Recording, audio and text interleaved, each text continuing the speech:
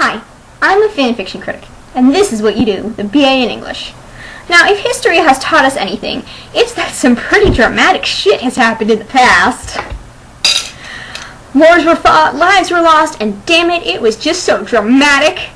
And if Kingdom Hearts has taught us anything, it's that Disney can make a video game, I guess. I've never played it.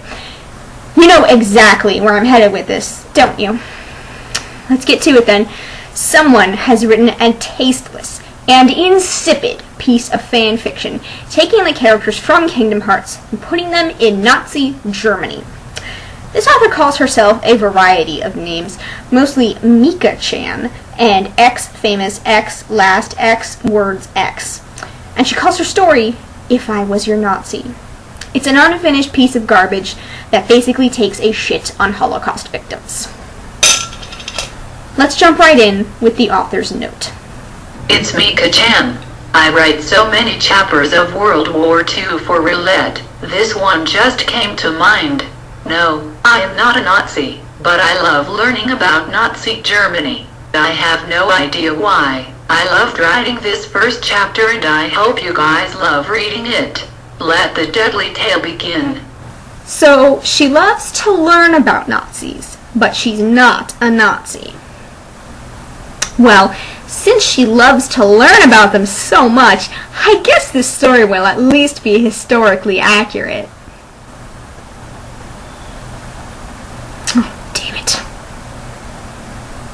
Axel ran through the streets of Berlin, dressed in his formal attire. He knew that the Fuhrer would not be pleased if Axel was late for the meeting, especially when Himmler had already told him to be at the Fuhrer Bunker at 11 sharp.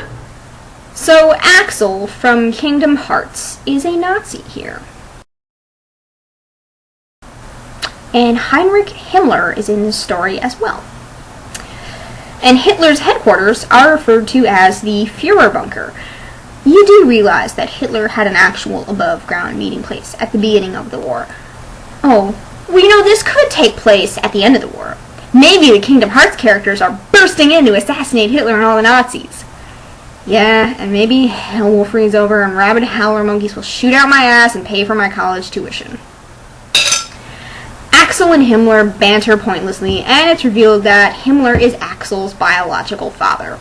Axel asks where Roxas is, which brings Daddy Himmler to reply, And you could not have chosen a better friend, Himmler said. He is the perfect Aryan.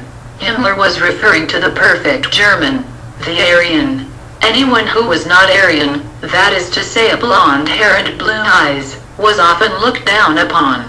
Axel was only a Nazi because his father was a very important man in the Third Reich. Himmler had allowed his son to get his current job, aiding the running of Bergen-Belsen.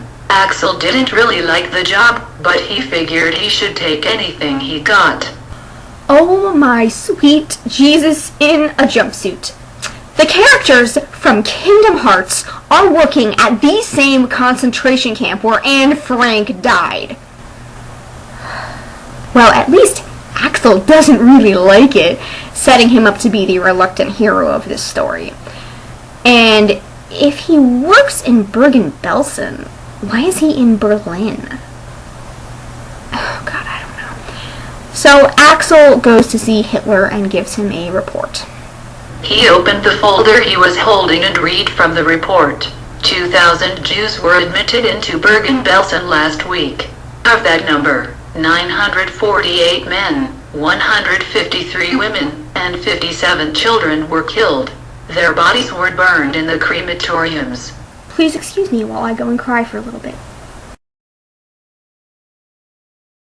And I'm back. Okay, so the author appears to be trying to set Axel up as a reluctant hero, but he doesn't seem to have any sort of opinion on the atrocities that he's just helped commit. Hey Axel, you've just killed 2,000 people. Any thoughts or opinions? No? When did Axel become a complete sociopath? Hitler then offers to let Axel join the SS. He had never thought of himself being in the SS. He didn't like being in the death camps, but what good would he be in the SS? What good he be? death camps are such a drag, man. Too bad that's all Axel thinks of him, that they suck. Axel joins the SS and leaves Hitler's office. He runs off excitedly to find his buddy Roxas to tell him the good news. Roxas, I was just coming to find you. Guess what the Fuhrer told me? Axel asked, dragging Roxas up the rest of the stairs. What? Roxas asked his friend as they made it outside the Fuhrer Bunker. I'm going to be in the SS. Axel jumped up and down. Wow. Congrats, Axel. You'll be with me now. Roxas was also in the SS. I know. Axel smiled. So when do you start? Roxas asked as they went down to the corner market for some lunch. On Monday, Axel replied. I can't wait. I mean, I'll be with you all day. Kid, this is the SS. It's not like he put you two together so you could work on a science project. For the love of God, you are basically becoming a war criminal, and this is how you react. By jumping up and down and squealing about it with your best friend. This is not how you act when you join the SS. This is how you act when you join your cheerleading squad. The author's stupidity and insensitivity astound me here. I get the feeling that some wacky hijinks are about to ensue, which makes me cry a little on the inside. I mean, he knows that we're best friends, so he should put us together. I'm rounding up Jews on Monday, Roxas said. Maybe I can convince the Fuhrer to let you come with me. That would be great, Axel said with a smile. We're gonna go round up Jews? I love doing that. It's my favorite. I'll pack some egg salad sandwiches and we'll make a day out of it. Ooh, I'm gonna go plan my outfit right now. Really, author? Really? Your characters are talking about rounding up innocent people to be shipped off and killed, and they're nonchalant about it. It's like they're planning a date. Speaking of how homoerotic this is. Roxas gave a smile, then a wave and walked off. As Axel watched the blonde go, and an easy feeling erupted in his stomach. Axel had a feeling he knew what this feeling was. He'd felt it when he'd seen some cute girls back at grade school. But if he was in love with Roxas, he would be gay, which was looked down upon by Nazis. What was a guy to do? Yep, Axel's gay.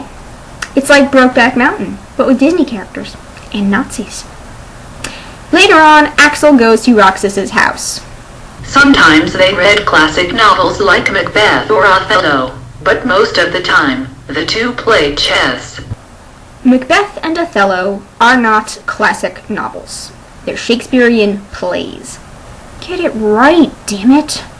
So Zexion shows up to prevent the scene from becoming pointless filler.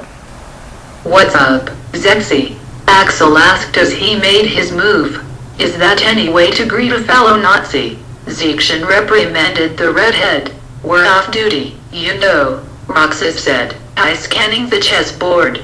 It's a wonder you two still have jobs in the Third Reich, Zexion muttered as he sat down on the couch.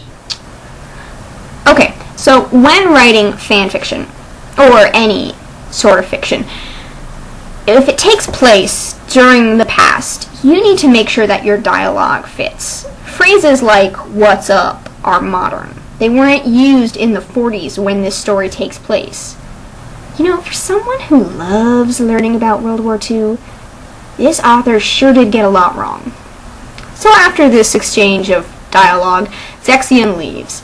It's revealed that he is in charge of running Dachau. Oh, God. And he's damn proud of it. Axel and Roxas exchange some vaguely homoerotic dialogue. Then why is he in charge of one of the death camps, Roxy? Axel said. Roxy. Roxas stared at the redhead in confusion. Since when do you call me Roxy? Since now, Axel said. It's your new nickname. Oh, God. So Roxas asks Axel if he can tell him a secret, but then he never does, building us up for the big reveal later on. $20 says he's gay.